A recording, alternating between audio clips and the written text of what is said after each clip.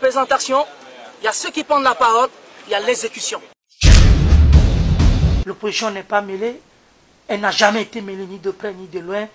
C'est un sentiment douloureux pour moi aujourd'hui d'avoir raconté des bobards sur l'opposition togolaise. À l'époque, en 2013, nous avons tous une conscience. Il y a ce monde, il y a l'autre monde que le bon Dieu nous réserve. Je suis musulman, je crois à ma foi en la main de Dieu, mon âme repose en ses mains. Donc il peut le prendre quand il veut, comme il le veut.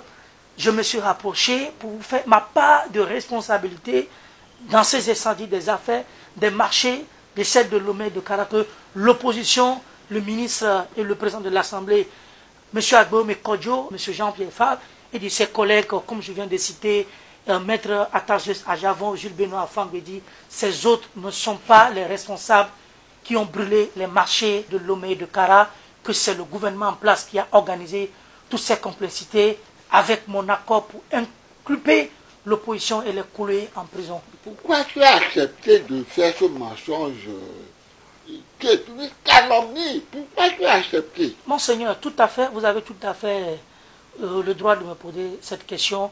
Vous savez, j'ai été arrêté, l'endroit là où on nous aimait, j'étais sur l'effet de la torture. J'ai été torturé pendant des jours.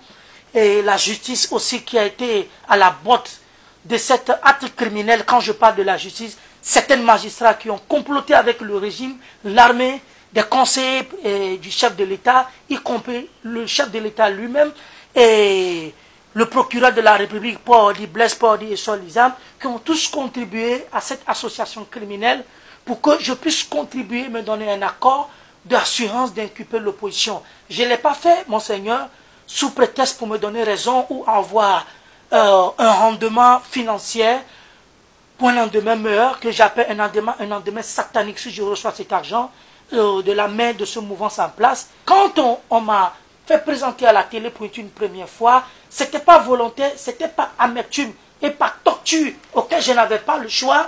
Et c'était la seule façon de me faire parler, et je n'avais pas l'idée parce que vous avez l'âme qui est plantée sur votre tête. Vous êtes obligé d'accéder parce qu'il faut être à ma place, monseigneur.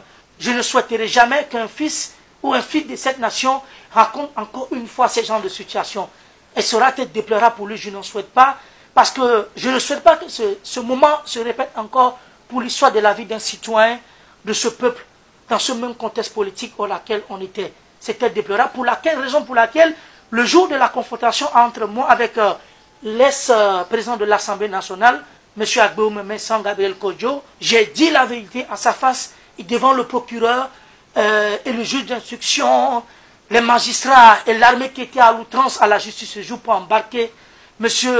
Agboume Kodjo pour une destination à la prison civile de Mango qui était réservée pour y passer 20 ans d'emprisonnement, pour une justice bancale qui était préservée et réservée entre la justice, l'armée et le pouvoir en place qui était une complicité unique, elles avaient le sens de le pratiquer.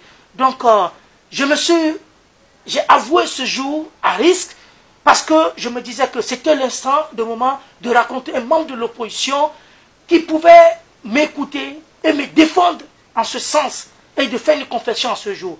Ça n'a pas été facile, ça n'a pas été après la confession que j'ai faite devant le procureur de la République, par sa complicité même devant M. Agboume Kodjo, puisqu'il y avait des avocats au jour dans le bureau, si j'ai une bonne mémoire, comme Maître Joe Vigali, plutôt qui était là ce jour, et certains avocats, Maître Agbogan, Maître Agbogan, si je m'appelle, ou certains avocats qui étaient là, et à ce jour que j'ai dit la complicité au fait que la justice participait pour inculper l'opposition togolaise dans ces affaires, et qui m'a coûté très cher, vraiment cher, que je me suis retrouvé dans des situations les plus difficiles, que j'ai été pris de la prison civile de Lomé pour être transféré à la prison civile de Kara, auquel j'ai passé tout 5 ans, 21 jours que j'ai passé en prison. Il n'y a pas de mots pour y décrire ce genre de torture. Ils le savent bien, ils nous ont fait du mal, et aujourd'hui, monseigneur, juste pour vous dire, en ce moment, nous avons des séquelles de la torture auquel on vit, moi et mes collègues qui ont été libérés sous l'égide d'un dialogue de la CEDEAO, du président Nana Akufo-Addo, auquel je rends hommage, et du professeur Alpha Condé, qui ont lutté avec l'accord de la CEDEAO et sous l'égide de certains diplomates africains auxquels je jette un coup d'œil du président Mohamed Bouhari et de son représentant, et ceux qui ont participé afin qu'on puisse déboucher à une entente entre le pouvoir et l'opposition. Et quand je parle de la C14 qui a été créée après le collectif Sauvons le Togo, auquel les buts sont les mêmes, je voudrais rendre hommage aussi à l'Église catholique pour ma présence à travers vous, que le temps des 5 ans que nous avons passé en prison, l'Église catholique dans sa messe annuelle a toujours eu une image de dire la vérité, de prescrire comme une ordonnance au pouvoir en place, de nous libérer, Jouteni. Elle a été un chant pendant 5 ans, et par la volonté de Dieu, les hommes ont fini par prendre sens de responsabilité. Avec la lutte des hommes et la volonté de Dieu, nous avons recouvert une liberté. Mais auquel je qualifie cette liberté d'une liberté empoisonnée, parce que nous sommes libérés, mais il y a des discrétions, des indiscrétions de cette libération, des intimidations par le pouvoir, qui nous intimident de ne pas parler, on n'est pas en sécurité, nous sommes bloqués dans le pays, on n'a pas droit à parler de ce dossier, nous avons marre, nous avons nos mères, nos soeurs, nos filles, parce que c'est tout un cordon ombilical de ce peuple qu'ils ont brûlé, de génération en génération. L'un des plus grands crimes du XXIe siècle qui a été connu à travers l'univers, à travers les coins de la planète, les 4 coins de la planète, auquel je peux le qualifier, c'est au Togo que nous avons eu cette crime, où des gens travaillent à la labeur de la sueur de leur front, et auquel un beau matin, ils puissent se retrouver démunis, désamparables, soucieux, maladifs, qu'il y a des décès dans ces incendies criminels qui ont été causés, monseigneur, par des hommes, et non volontaires, mais des incendies qui ont été causés par des hommes. Ce sont des hommes qui l'ont fait, et M. Faure Gnassingbé aujourd'hui protège ces hommes. Il les protège, il ne veut pas les dévoiler. Nous avons le nom de ces criminels qui sont là, monseigneur, et à travers vous et à travers le monde entier, nous demandons qu'il y ait une justice. Parce que cette justice qui est à la botte du régime en place, qui est un camp satanique, qui collabore sous la direction de M. Faure Gnassingbé, ne peut pas aujourd'hui être en mesure de rendre une justice. Parce que ceux aujourd'hui qui sont les vrais responsables et coupables de ces incendies, aujourd'hui se trouvent dans la maison de M. Faure Gnassingbé. Moi, ce qui me va à l'endroit le plus sensible, auquel je voudrais juste l'avouer, j'aimerais juste vous dire que M. Faure ait le courage à deux mains de dévoiler les criminels, qui ait la volonté de déclarer le nom de ces criminels. Parce que j'ai fini par constater qu'il jouit de ce crime, il profite de ce crime, il vit de cela. Et ceux qui ont brûlé ces marchés, ce sont ses collaborateurs. Il en sera au courant. Bon, écoutez, moi, une petite histoire.